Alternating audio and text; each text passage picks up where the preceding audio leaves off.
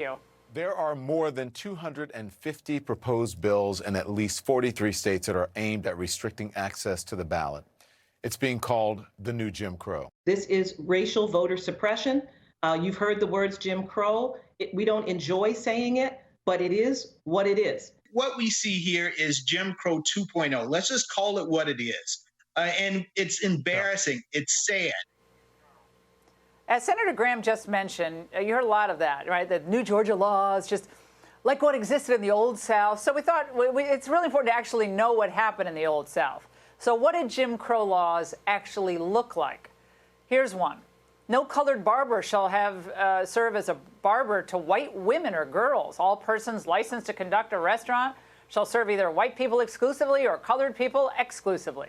It shall be unlawful for a white person to marry anyone except a white person? Here to weigh in is Utah Congressman Burgess Owens. Congressman, your dad actually grew up in the Jim Crow South. So when you hear the constant repetition of Georgia is Jim Crow, you must have a pretty enraged response. Well, no, my dad did, my granddad did, and so did I. I was 16 years old when I finally had a chance to experience meeting white Americans, because I grew up in a community that was all segregated, a very proud community, by the way. And Lauren, let me say this. I'm sick and tired of this hard left and these black elites putting my race down and putting the greatest generation that ever lived down.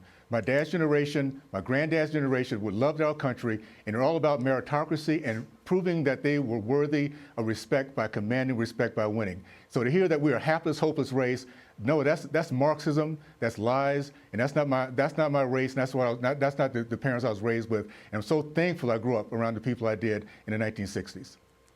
Well, Congressman, they refused to be referred to as victims, and instead they acted like champions. And here we have a situation where Biden is demanding that the All-Star game leave Atlanta.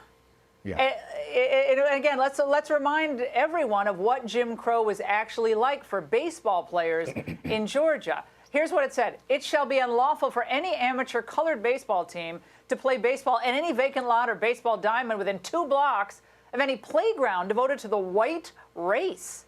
Congressman, this only illustrates, does it not, why this baseball game absolutely must be played in Georgia? It is, and let me just say this. I came in the NFL in 1973. At the time, there were no black quarterbacks, black centers, black middle linebackers, because at that time, it was the white men's leadership positions. We've come so far that it's not even an issue.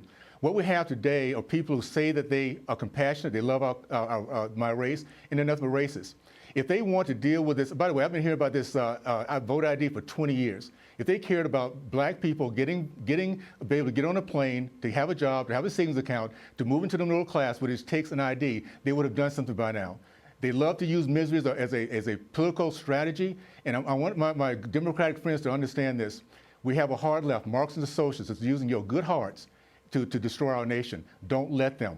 We've got to come together and realize we have the same end game, which is to make sure our kids have the best future possible. We'll all live in safety, and it will never happen with the hard left that is totally godless. They hate the family, they hate capitalism, and that's what you see as they destroy our nation from within. So let's not let them do that, my friends. Congressman, just finally, how did we get to a point in time in our country where Democrats apparently think so little of minority voters that they just assume they don't have IDs? What is that? That is just so insulting. Think about it. What other race do they think? Do they think that is the Asian or the Polish, the Italian? No, only the black people. And here's the thing. They also recognize the black Americans are leaving the plantation. That's why they want these walls to come down. They want this surge at the borders. And by the way, what Marxists do, and it's been a history of them, is they love chaos. It's on purpose.